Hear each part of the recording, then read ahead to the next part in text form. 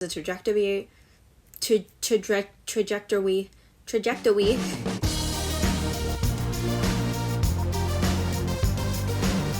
Hello everyone, my name is Stephanie and welcome back to my channel. So I know it's been a while since you've seen me, but I'm here, I'm alive. My hair is different, let me know if you like it. And you know, just life has kind of gotten in the way, so I haven't really been able to film as much as I've wanted. The plan is still to upload every week. However, life just be lifing, so things happen. So I'm not gonna guarantee it now, but that is the goal. So if you watched my first video, you probably heard me say that in 2022, I read 80 books, which is the most I've ever read in a year in my entire life. So I wanted to review them all on my channel.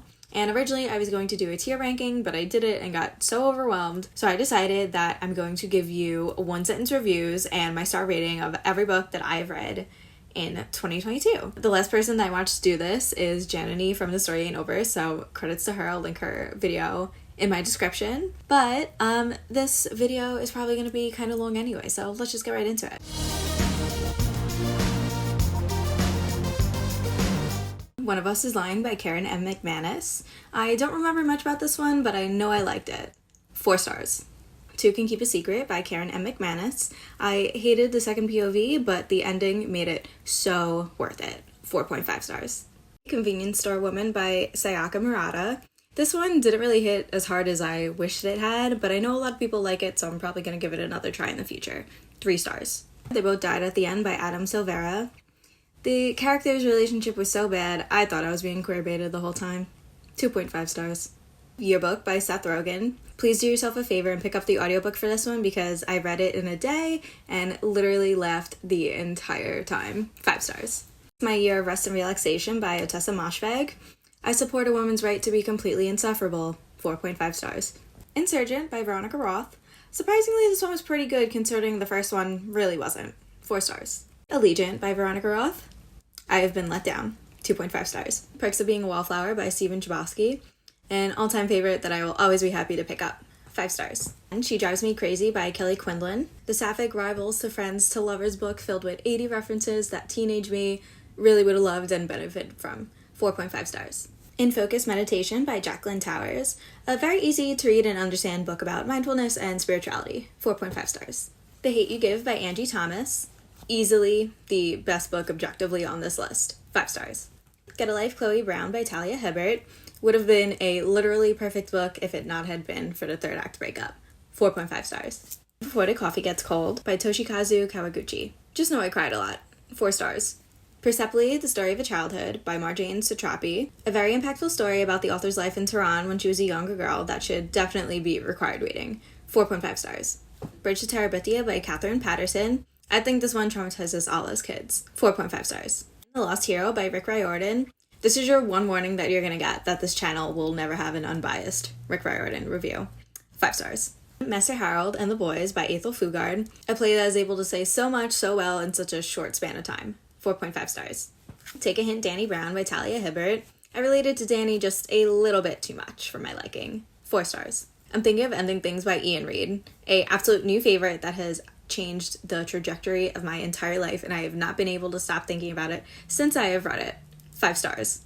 Actor Age Eve Brown by Talia Hibbert. Who doesn't love a forced proximity romance with great representation? 4 stars.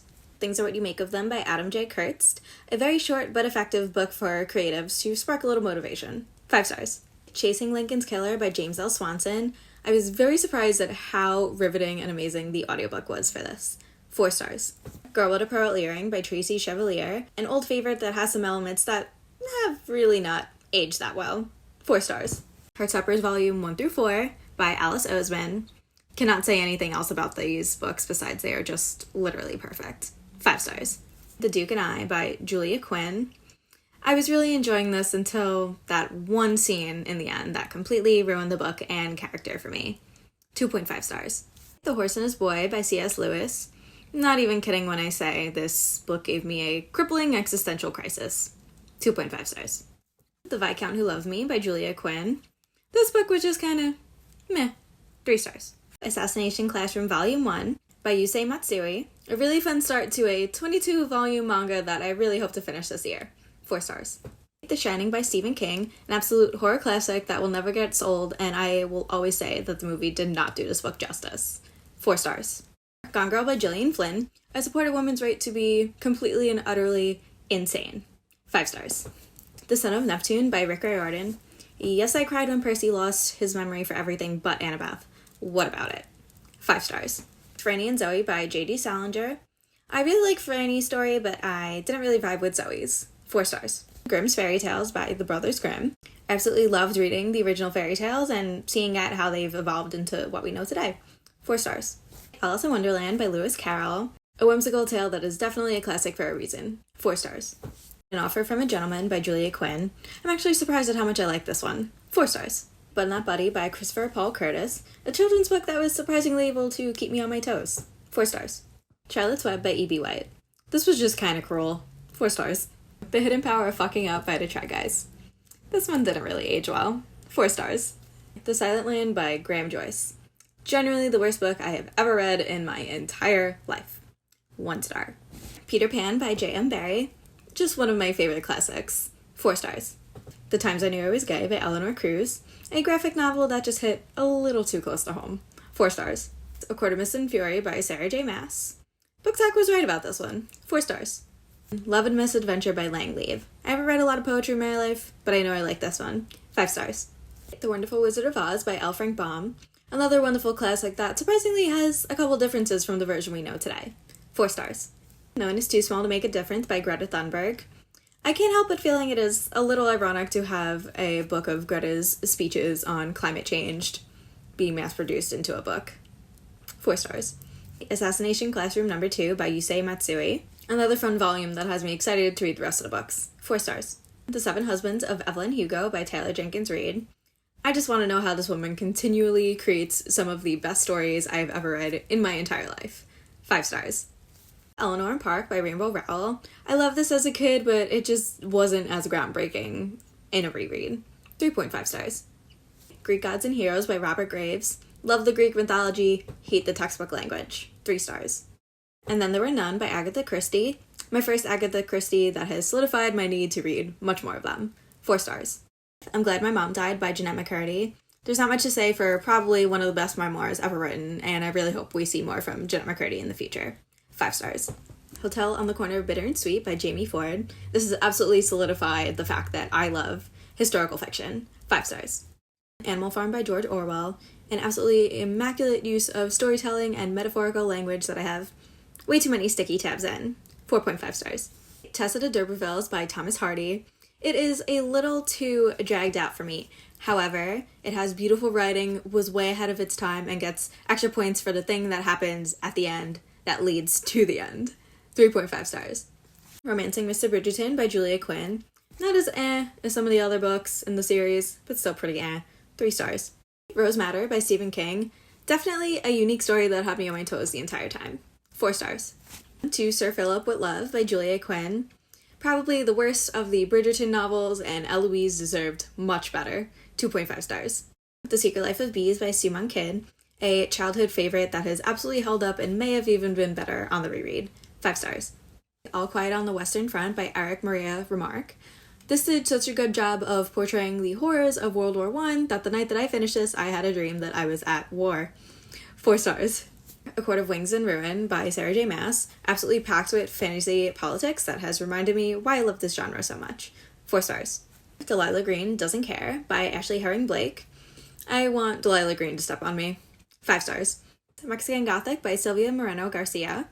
This has a really unique take on a haunted house that will never allow me to see mushrooms the same again. 4 stars. The Colorado Kid by Stephen King. Definitely not like his other works, and definitely not for everybody. 3.5 stars. When He Was Wicked by Julia Quinn. Absolutely loved the dynamic between these two, and I think this is definitely the best Bridgerton book. 4 stars. 13 Days to Midnight by Patrick Harmon. An all-time favorite from childhood that has surprisingly held up pretty well, except for maybe some dialogue at the beginning. 5 stars. Gathering Blue by Lois Lowry. I really like the storyline, but I was just kind of left craving a little bit more. 3.5 stars. Dear Girls by Ali Wong. So funny, yet so heartwarming at the same time. 4 stars. The Love Hypothesis by Ali Hazelwood. This was by far the funnest book I have read all year. However, I just cannot in good faith give it a 5-star because he's so big and I'm so tiny. 4 stars. The Mark of Athena by Rick Riordan. Annabeth Supremacy. 5 stars.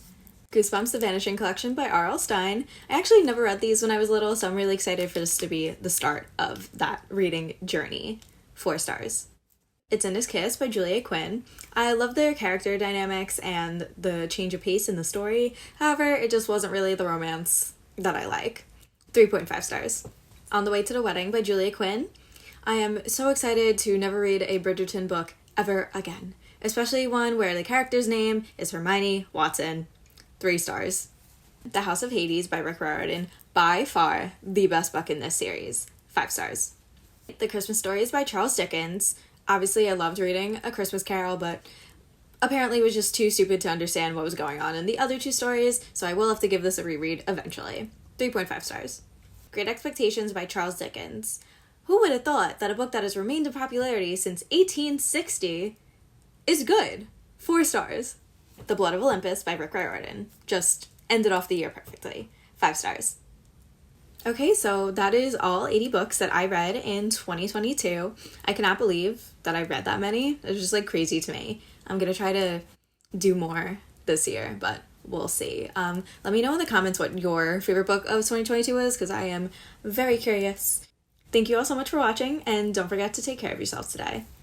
Bye!